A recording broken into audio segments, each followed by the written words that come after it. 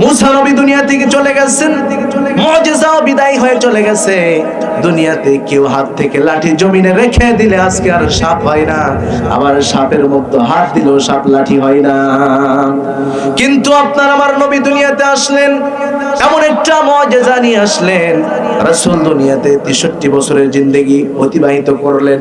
রাসূল দুনিয়া থেকে চলে গেলেন, রাসূল দুনিয়া থেকে কিছুই নিয়ে যায় নাই, শুধু রাসূল চলে গেছেন কিন্তু তার পুরো জীবনের মুজিজাটা আল কোরআনুল কারীম দুনিয়াতে রেখে গেছে। আল্লাহ তাআলা আরো চমৎকার করে নিজের পরিচয়টা দিচ্ছেন, তাবারাকাল্লাযী জাআলা ফিস সামাই বুরুজান ওয়া জাআলা ফিহা সিরাজান ওয়া কমারাম মুনীরা। চিৎকার দিয়ে পড়ি আল্লাহু আকবার। তাবারাকাল্লাযী জাআলা ফিস সামাই বুরুজান, সেই মহান পবিত্র সত্তা যিনি আসমানে বুরুজ সৃষ্টি করে দিয়েছেন এবং আসমানে একটা উজ্জ্বল একটা প্রদীপ যিনি স্থাপন করে দিয়েছেন।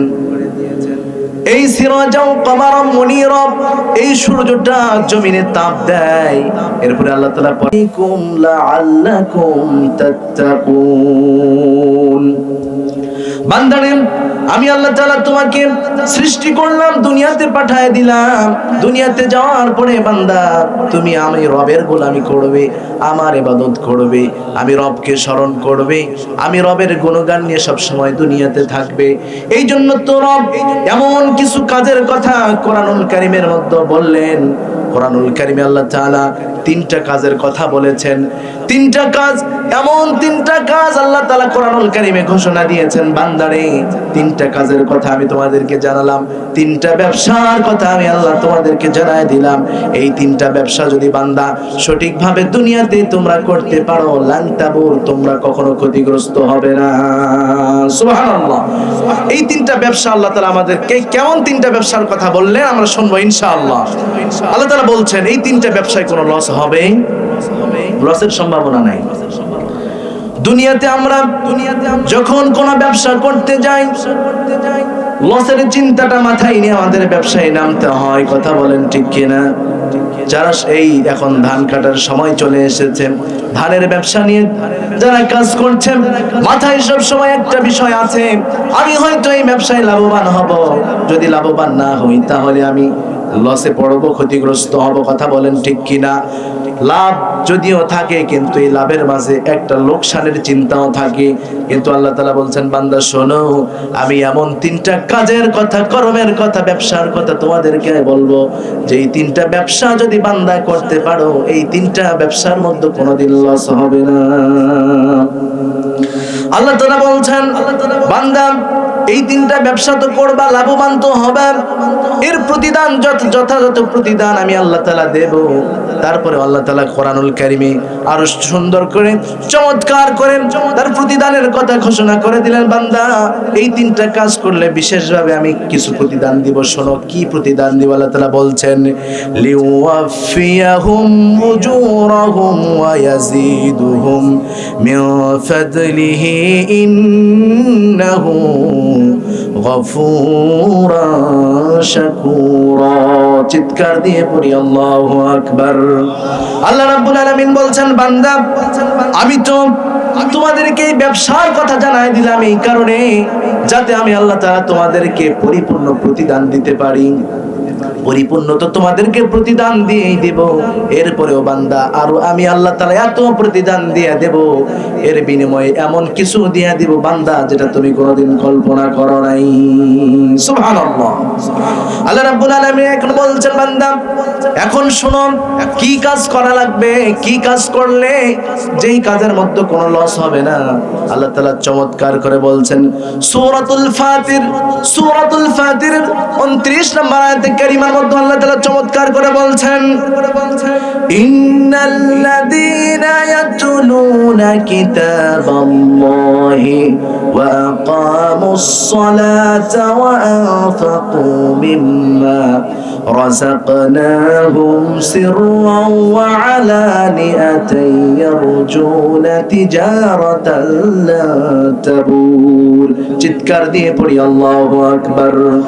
আল্লাহ রাব্বুল আলামিন বলছেন বান্দা শোনো, ইন্নাল্লাযীনা নিশ্চয় যারা ইয়াতলুনা কিতাবাল্লাহ আল্লাহ পাকের কিতাব যে তেলাওয়াত করবে, আল্লাহ পাকের কিতাব যে পড়বে, এই কিতাব পড়ার মধ্যে বান্দা কোনো লস নাই। আল্লাহর কিতাবের নাম কি? আরো জোরে বলতে হবে কি নাম? আর জোরে আওয়াজ দিয়ে বলেন কি নাম? পিছনের ভাইয়েরা কথা বলছেন না, নাম কি? কোরআন। এই কোরআন সর্বশ্রেষ্ঠ কিতাব, কথা বলেন ঠিক কিনা? আল কোরআনুল কারীম এটাই হলো শ্রেষ্ঠ কিতাব। আল্লাহ তাআলা দুনিয়াতে যত নবী পয়গম্বর পাঠিয়েছেন, প্রত্যেকটা নবী প্রত্যেকটা পয়গম্বরকে আল্লাহ তাআলা মুআজিজা দান করেছেন। জোরে বলেন কি দান করেছেন? মুআজিজা দান করেছেন। প্রত্যেকটা নবী দুনিয়াতে আসছে মুআজিজা নিয়ে আসছেন। যখন দুনিয়া থেকে বিদায় হয়ে চলে গেছেন, মুআজিজাগুলো সঙ্গে করে নিয়ে চলে গেছেন, কেউ রাখেন নাই।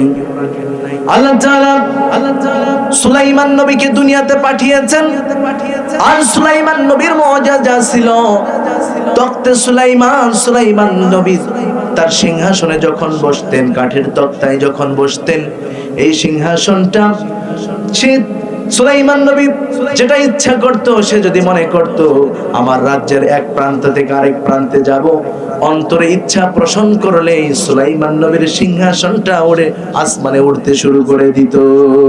সুবহানাল্লাহ। এই এত পাওয়ারফুল একটা মুআজিজা আল্লাহ তাআলা দান করেছেন। সুলাইমান নবী দুনিয়া থেকে চলে গেছে, তার রাজত্ব শেষ হয়ে গেছে, তার সিংহাসনের মুআজিজাও শেষ হয়ে গেছে। আর কেউ আসমানে তখতে সুলাইমানের উপর আসমানে আর কাউকে দেখা যায় না। তেমনি ভাবে দাউদ নবীকে আল্লাহ তাআলা দুনিয়াতে পাঠিয়েছেন। দাউদ নবীর কণ্ঠে ছিল জাদু। এই নবীকে আল্লাহ তাআলা এমন একটা মুআজিজা দান করেছিলেন। দাউদ নবী দুনিয়াতে এসেছেন, মুআজিজা তার ছিল লোহা আগুনে দেওয়ার পরেও লোহা গলে না, কথা বলেন ঠিক কিনা? কিন্তু আল্লাহ তাআলা তিনাকে হাতের মধ্যে এমন মুআজিজা দান করেছেন, তিনি যখন হাতের মধ্যে লোহা নিতেন, হাতের মধ্যে লোহা নেওয়ার সাথে সাথে চাপ দিলেই আঙ্গুলের ফাঁকা জায়গা দিয়া লোহা গলে মোমের মতো পড়ে যেত। সুবহানাল্লাহ। তেমনি ভাবে আল্লাহ তাআলা ঈসা নবীকে দুনিয়াতে পাঠিয়েছেন। তিনি দুনিয়াতে এসেছেন, আল্লাহ তাআলা তিনাকে মুআজিজা দান করেছিলেন। তিনি যদি কোনো জন্মানদের চোখের মধ্যে হাত বোলায় দিতেন, তার চোখটা ভালো হয়ে যেত। এখন দুনিয়াতে ঈসা নবী নাই, অন্ধ মানুষদেরকে আর কেউ হাত বোলায়া ভালো করতে পারে না। এমনই ভাবে মুসা নবীকে আল্লাহ তাআলা দুনিয়াতে পাঠিয়েছেন। তার মুআজিজা ছিল লাঠি। এই লাঠি জমিনে ছেড়ে দিলে লাঠি সাপ হয়ে যেত, আবার হাত দিলে দেওয়ার সাথে সাথে আবার এই সাপ লাঠি হয়ে যেত। মুসা নবী দুনিয়া থেকে চলে গেছেন, মুআজিজাও বিদায় হয়ে চলে গেছে। দুনিয়াতে কেউ হাত থেকে লাঠি জমিনে রেখে দিলে আজকে আর সাপ হয় না, আবার সাপের মধ্যে হাত দিলেও সাপ লাঠি হয় না। কিন্তু আপনার আমার নবী দুনিয়াতে আসলেন, এমন একটা মুআজিজা নিয়ে আসলেন। রাসূল দুনিয়াতে 63 বছরের জিন্দেগি অতিবাহিত করলেন। রাসূল দুনিয়া থেকে চলে গেলেন। রাসূল দুনিয়া থেকে কিছুই নিয়ে যায় নাই, শুধু রাসূল চলে গেছেন, কিন্তু তার পুরো জীবনের মুআজিজাটা আল কোরআনুল কারীম দুনিয়াতে রেখে গেছে।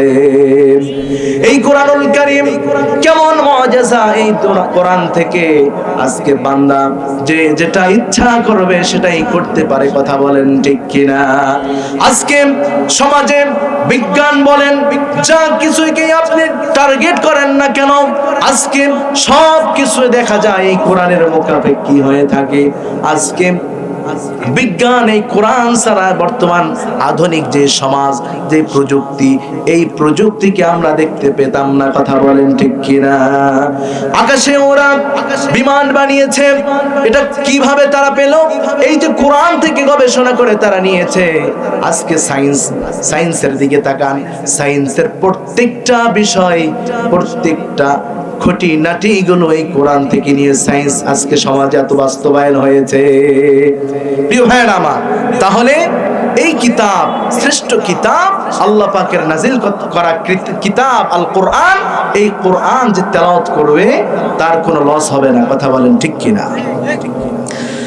এখন আসুন, এই কোরআন তো আমরা তেলাওয়াত করব, দুনিয়াবি কি উপকারিতা আছে এই কোরআন তেলাওয়াতের মাধ্যমে? আল্লাহ তাআলা কোরআনুল কারীমে চমৎকার করে কিছু উপকারের কথা বলছেন। বান্দারে, এই কোরআনুল কারীম নাজিল করে দিয়েছি, এই কোরআন যদি বান্দা তেলাওয়াত করো, তেলাওয়াত করলে দুনিয়ার জীবনে কি কি উপকার তোমরা পাবে শোনো। আল্লাহ রাব্বুল আলামিন বলছেন, বান্দা, এক নম্বরে কোরআন যদি তোমরা তেলাওয়াত করো তাহলে তোমরা মানসিক শান্তি পাবে, মানসিক শান্তি পাবে, আন্তরিক শান্তি পাবে, তোমার অন্তরটা প্রশান্ত লাভ করবে। জোরে কোন সুবহানাল্লাহ। আল্লাহ তাআলা বলছেন, আলা বিযিকরিল্লাহি তাতমাইন্নুল কুলুব। যে কলবে, যে অন্তরে কোরআনের জিকির হয়, যে অন্তরে কোরআন থাকে, যে জবান দিয়ে কোরআনের তেলাওয়াত হয়, জবান দিয়ে যখন বান্দা কোরআনের তেলাওয়াত করে, এই তেলাওয়াতে কোরআনটা প্রত্যেকটা আওয়াজ বান্দার অন্তরের মধ্যে চলে যায়। আর যে বান্দার অন্তরটা আছে, যে হাড় আছে, যে কলব আছে, আল্লাহ তাআলা এটা কোরআনের সাথে এমন সম্পর্ক দিয়ে সৃষ্টি করেছেন।